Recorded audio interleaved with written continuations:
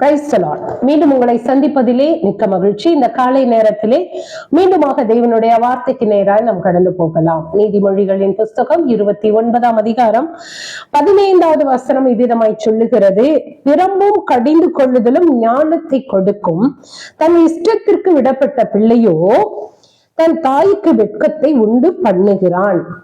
ஹல்லேலூயா. இதை கேட்கும் பொழுது இந்த காலத்திற்கே சொல்லப்பட்டது போல இருக்கிறது. இன்னைக்கு பிரம்பும் கடிந்து கொள்ளுதலும் எத்தனை குடும்பத்திலே தன் பிள்ளைகளுக்கு நடக்கிறது. என் குழந்தை நான் அடிக்கவே மாட்டேங்க. ரொம்ப நாள் கழிச்சு எனக்கு ஒரு குழந்தை, ஒரே பிள்ளை, நான் எப்படி அடிக்கிறது? நீ வெக்கப்பட்டுதான் நிக்கணும். நான் சொல்ல, பைபிள் சொல்லுது. நீ பிரம்பும் கடிந்து கொள்ளுதலும். எந்த ஒரு பேரண்ட் தன் குழந்தைய அடிக்காம நீங்க வளர்த்துனீங்களோ அந்த குழந்தை கண்டிப்பா சரியான வழியில அந்த குழந்தை வளராது. இன்னொரு வசனம் சொல்லுது, பிரம்பை கையாடாதவன் தன் மகனை என்ன பண்றானா? பகைக்கிறான். அவன் மேல் அன்பாய் இருக்கிறவனும் அவன் ஏற்கனவே கண்டிக்கிறான். நல்லா தெரிஞ்சுக்குங்க, இன்னைக்கு பெற்றோர்கள்ட்ட இருக்கிற மிகப்பெரிய மிஸ்டேக் என்னன்னா, தன்னுடைய குழந்தை தப்பு பண்றான்னு தெரிஞ்ச உடனே சும்மா ஒரு மிரட்டுவாங்க. அவன் மூஞ்ச தூக்கி வச்சுட்டு இருக்கானா, ஐயோ என் குழந்தை இந்த மாதிரி சாப்பிடாம இருக்கான், பேசாம இருக்கான், ரொம்ப சோர்வா இருக்கான், நாங்க அவங்களுக்காக தான் வாழ்றோம், அவனுடைய சந்தோஷம் தான் எனக்கு முக்கியம், அவன் பரலோகத்துக்கு போறதான் முக்கியம், அவன் பாவத்துல சாகிறது முக்கியம் கிடையாது. இன்னைக்கு நிறைய பெற்றோர்களுக்கு ஒரு விழிப்புணர்வு கிடையாது. ஒரு குழந்தை, அன்னைக்கு அத்தனை குழந்தைங்க இருந்துச்சு, அதனால அடிச்சு வளர்த்துனாங்க. இன்னைக்கு ஒரு குழந்தை இருக்கு, நான் எதுக்கு அடிக்கணும்? அருமையான பெற்றோர்களே, உங்களுடைய குழந்தையை கர்த்தர் உங்களுக்கு வாரிசுக்காக கொடுக்கறது நினைக்காதீங்க. அந்த குழந்தைக்கு நீங்க தான் உத்தரவாதம். ஞாபகம் வச்சுக்கோங்க. அந்த குழந்தைய நீங்க சரியான வழியிலே அதை வளர்த்து கர்த்தருக்கு பயப்படுகிற குழந்தையாக ஆண்டவருடைய சமூகத்திலே அவருடைய வருகையிலே நீங்கள் கணக்கு ஒப்புவிக்க வேண்டும். ஆண்டவரே, எங்களுக்கு இந்த குழந்தையை நாங்க வளர்க்கணும்னு சொல்லி எங்க கிட்ட கொடுத்துருக்கீங்க, இதை நாங்க சரியான விதத்துல வளர்த்தணும். அவன் தப்பு பண்றப்ப நாங்க அடிச்சு வளர்த்தணும், கண்டித்து கொண்டோம். சின்ன தப்பு பண்றப்பவே நாங்க அவனை கண்டிச்சோம். அது கேட்கல, வாயில கடிந்து கொண்டு திட்டுறப்ப அவன் மாறலங்கிறப்ப தடி எடுத்து அடிச்சோம். அப்படின்னு நீங்க என்ன செய்யணும்? கணக்கு ஒப்புவிக்கணும். ஞாபகம் வச்சுக்கோங்க. இன்னைக்கு நீங்க ஆண்டவர் கொடுத்த குழந்தை, அதை நான் வளர்க்க எனக்கு என்ன இருக்குது, அது எனக்கு அனுமதிச்சிருக்காரு, நான் தான் உத்தரவாதம்ங்கிற ஒரு உணர்வு இன்றைக்கு பெற்றோர்களிடத்துல இல்லை. நீங்க என்னமோ நினைச்சுக்கிறீங்க, இந்த உலகத்துல பெரிய சாதனை படைச்சது போல எனக்கு ஒரு வாரிசு, என் பேர் சொல்ற வாரிசு அப்படின்னு ஒரு பெருமை. அதை சரியான வழியில நம்ம என்ன செய்யணுமா? வளர்க்க கற்றுக்கொள்ள வேண்டும். குழந்தை பெற்றுக்கொள்வது பெரிய விஷயம் அல்ல, அதை மிகச்சரியாக என்ன பண்ணணும்? நம்ம வளர்க்கணும். இன்னைக்கு இந்த இடத்துல சொல்லுது, பிரம்பும் கடிந்து கொள்ளுதலும் என்ன செய்யுமா? ஞானத்தை கொடுக்கும். இன்னைக்கு ஒரு குழந்தை ஒரு சின்ன தப்பு பண்றான் அப்படின்னா, ஐயோ அம்மா அடிச்சிருவாங்க, அம்மா திட்டுவாங்கங்கிற அந்த பயம் என்ன பண்ணணும்? திரும்பி அந்த தப்பை செய்ய விடக்கூடாது. அதை விட்டுட்டு ஒரு சின்ன தப்பு தானே, ஒருத்தரை கண்டிக்கிறாங்கன்னா நீங்க அமைதலா இருக்கணும். உங்களுக்கு பாசம் அதிகமா இருக்கா, அவங்க அப்பா அடிக்கிறாரா, நீங்க அமைதலா இருங்க. பிள்ளையாண்டானே நடக்க வேண்டிய வழியில நீ நடத்து, அவன் முதிர் வயதிலும் விடாது இருப்பான். இன்னைக்கு அப்படி இல்லை. ஏன் என் பையனை நீ அடிக்கிற? உன் பையன், என் பையன். குடும்பத்துல இன்னைக்கு எத்தனை பஞ்சாயத்து இங்க வருது தெரியுங்களா? எப்ப குழந்தையினுடைய பிரச்சனை எடுக்கிறப்ப எங்க பெரியோர்களுக்கு சண்டன் எத்தனை பெற்றோர்கள் இங்க சொல்றாங்க. அவன் தப்பு பண்றான், நான் அடிச்சா அவங்க அம்மா ரொம்ப செல்லம் கொடுக்குறாங்க. அவன் தப்பு பண்றான், என் பிள்ளைய நான் அடிக்கிறேன்னா அவங்க அப்பா ரொம்ப செல்லம் கொடுக்குறாங்க. எப்படி அவனுக்கு பயம் வரும்? இதை கேட்டுக்கொண்டு இருக்கிற தேவ பிள்ளைகளே, ஆண்டவர் சொல்லுகிறாரு, பிரம்பும் கடிந்து கொள்ளுதலும் ஞானத்தை கொடுக்கும். உன் பிள்ளைய சரியான வழியில நடக்க அது உதவி செய்யும். ஆனா தன் இஷ்டத்திற்கு விடப்பட்டேன்னு வச்சுக்கோங்களேன், அவ செய்யறா, நான் சொல்லிட்டேங்க, நான் வாயில சொன்னேன், நான் திட்டினேன், அவ கேட்கல, அதுக்கப்புறம் நான் எப்படி அடிக்க எனக்கு மனசு வரலன்னா நீ பெரிய அவமானத்தை நீங்க சந்திக்க போறீங்கன்னு அர்த்தம். நான் அடிக்கடி சொல்லுவேன், பேரண்ட் என்கிட்ட வர கவுன்சிலிங் வரவங்களுக்கு சொல்லுவேன், நீ அடிக்காம உங்க பிள்ளைய நீங்க வளர்த்துறீங்கன்னா ஊரார் உன் பிள்ளைய அடிக்க வேண்டியதை நீ பார்க்கணும். ஞாபகம் வச்சுக்கோ. நம்ம குழந்தைய அடிச்சு நம்ம கண்டிச்சு நம்ம வளர்க்கலன்னா ஊரார் அடிக்கக்கூடிய நிலையில நீங்க அதை பார்த்து வருத்தப்படணும்.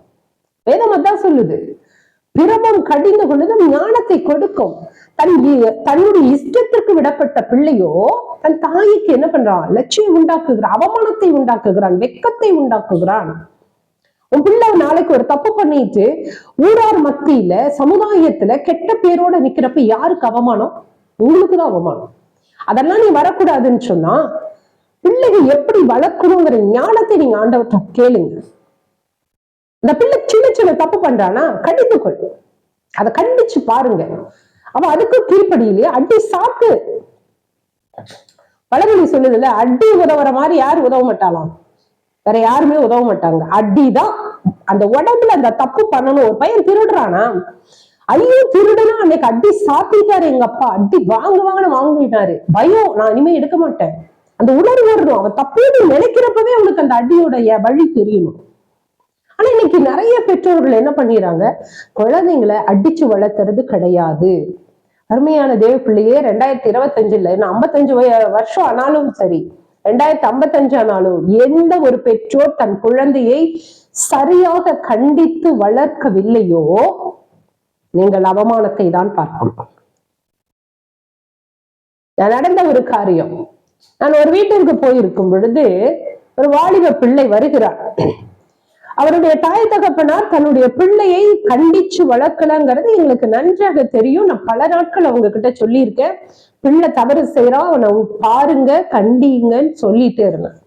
அவங்களும் கண்டிச்சுட்டாங்கன்னு எங்க கிட்ட போய் சொல்றாங்க, ஊழியக்கார்ட்ட போய் சொல்றாங்க. அது எங்களுக்கு ஒண்ணும் கிடையாது, உங்க பிள்ளை என்ன சொல்றது மனம் திரும்பினா அது உங்களுக்கு தான் லாபம். எங்க கிட்ட சொல்லிட்டாங்க, நாங்க ரொம்ப கண்டிச்சுட்டோம், இப்ப எல்லாம் ரொம்ப நல்லா இருக்காங்க பாஸ்டர்மா. ஒரு 8 மணி இருக்கும் மாலை, அவங்க வீட்டுல போய் உட்கார்ந்து பிரேயருக்காக போயிருக்கிறோம். காலிங் இல்லாம கேட்கப்படுது, சத்தம் கேட்டோன்னா அந்த தாயார் போய் திறக்கிறாங்க. தலை நிக்கல அந்த வாலிப பையனுக்கு, தலை நிக்கல, டீ வரும், தள்ளாடிட்டு வரான், பயங்கர ஸ்மெல்லு, குடி. அவங்க அந்த வயதான தாய் தகப்பன் பார்த்து கீழே குடிச்சிட்டாங்க. என்ன சொல்லுவாங்க இப்ப, என்ன போய் சொல்லுவாங்க? உண்மையான பிள்ளையே, நீ உன்னுடைய பிள்ளைக்காக வக்காலத்து வாங்காதீங்க. இன்னைக்கு பிள்ளைங்க செய்யற தவறுக்கு நீ உடன்படாத. அந்த பிள்ளை மறைத்து பாத நரகத்திற்கு போவான், ஞாபகம் வச்சுக்கோங்க. நீங்க நல்லா ஜெபிக்கிற தாய் தகப்பனா இருக்கலாம், உங்க பிள்ளை கெட்டு போறதுக்கு நீங்களும் ஒரு காரணமா இருக்கக்கூடாது. அப்ப இந்த இடத்துல வேதம் சொல்லுகிறது, பிரம்பும் கடிந்து கொள்ளுதலும் என்ன பண்ணும், ஞானத்தை பெருகச் செய்யும். உங்க அந்த குழந்தை போற மாதிரி அவன் பண்ற தப்புக்கு இஷ்டத்துக்கு அவரை கண்டுக்காம நீ விட்டுட்டீங்கன்னா அவமானத்தில நீங்க போய் நிக்க வேண்டிய நிலை வரும். வரக்கூடாதுன்னா இன்றில் இருந்தாவது அந்த பிள்ளைகளை கடிந்து கொஞ்சம் உங்க இருதயத்தை கடினப்படுத்துங்க.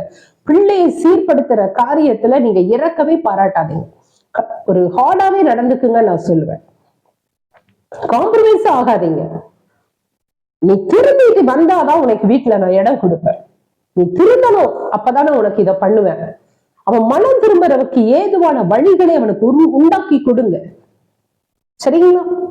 இன்னைக்கு நிறைய பிள்ளைகள் கெட்டு போடுறதுக்கு காரணம் பிதாக்கள், அதாவது பெற்றோர்கள். நான் சொல்றேன், தயவு செய்து உங்கள் குழந்தைக்கு நீங்கள் உத்தரவாதம் என்கின்ற பய உணர்வோடு கூட, இதுவரையும் நான் செல்லுங்கிறத அந்த குழந்தைக்கு நீங்க கொடுக்கிற அன்பு என்ன தெரியுமா, அந்த குழந்தைய கரெக்டா கண்டிச்சு சரியான வழியில நீங்க நடத்துறீங்க பத்தியா, அதுதான் உண்மையான அன்பு.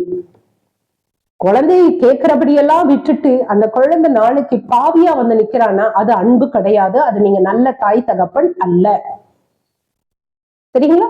அப்போ இன்னையில இருந்தாவது உங்களுக்குள்ள ஒரு மாற்றம். ஒரு குழந்தையை வளர்க்கணும்னா எல்லாருக்கும் நான் சொல்றதுதான், அதுக்கேற்ற ஞானத்தை நீங்க ஆண்டவர்கிட்ட கேளுங்க.